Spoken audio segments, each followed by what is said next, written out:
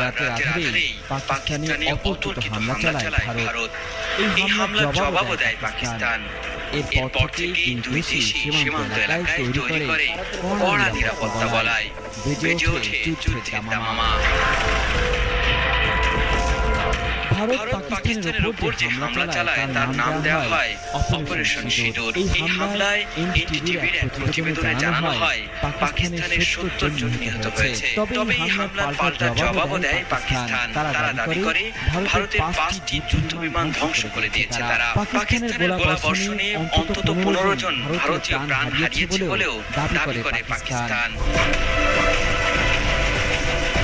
এই হামলার পরই পাকিস্তান ভারতকে সাফ জানিয়ে দেয় সময় ও সুযোগ বুঝে এই হামলার জবাব দেবে ইসলামাবাদ। পাকিস্তানকেও কঠোর হুঁশিয়ারি দেয় ভারত। এমন পরিস্থিতিতে দুই দেশই বিমানবন্দর ও স্কুল কলেজ বন্ধ ঘোষণা করে।